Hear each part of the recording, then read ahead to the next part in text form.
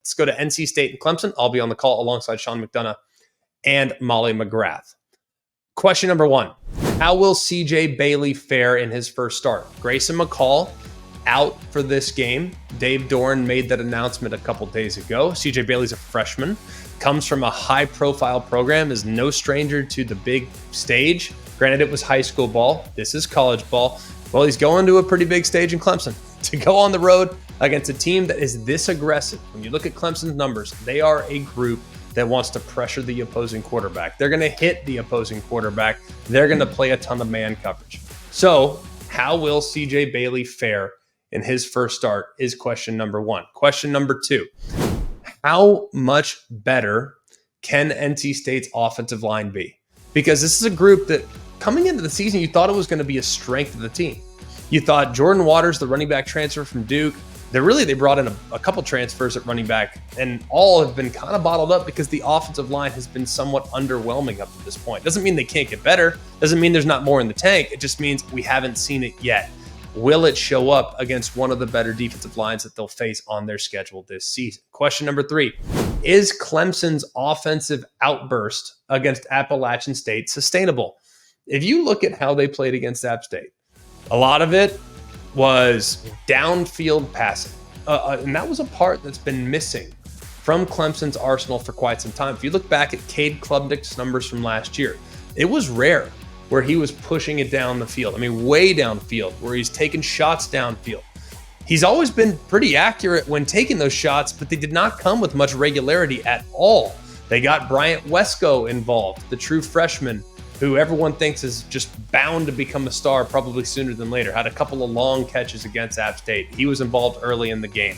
As a result, it opened up some holes in the run game. You saw a couple big gains from Phil Maffa. And that offensive line was moving Appalachian State off the ball. Now, Appalachian State's a little undersized. And NC State's going to pose a much bigger challenge. But all in all, throwing and catching it is the best I've seen him.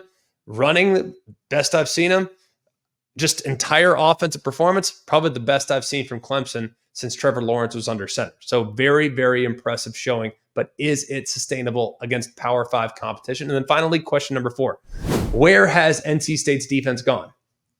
Now, they've been a little banged up. Aiden White, their star corner, missed a little time. They have some guys. I mean, they are without one of the best playmakers in the country at the linebacker spot from last year. That was Peyton Wilson. He has now graduated, a member of the Pittsburgh Steelers, but this is a really proud group. There was a moment last year going into the Notre Dame game where they hadn't allowed 30 points or more in like 10 years. I don't know exactly what the number was, but this is a really proud group defensively, led by Tony Gibson. And they have talent, but they've been a little bit beat up.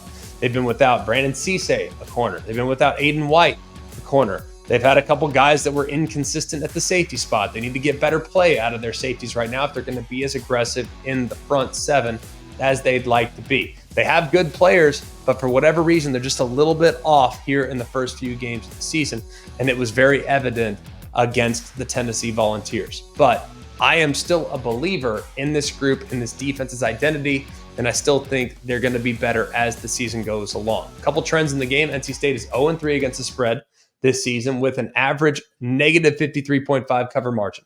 That's the second worst among Power 4 teams. Only Florida State is worse. Clemson is 7-3 against the spread in the last 10 home games against ACC teams, but Clemson is 1-6 against the spread in their last 7 games, coming off 10-plus days rest, including 0-4 against the spread in their last 4. So Clemson has not been good coming off the bye week.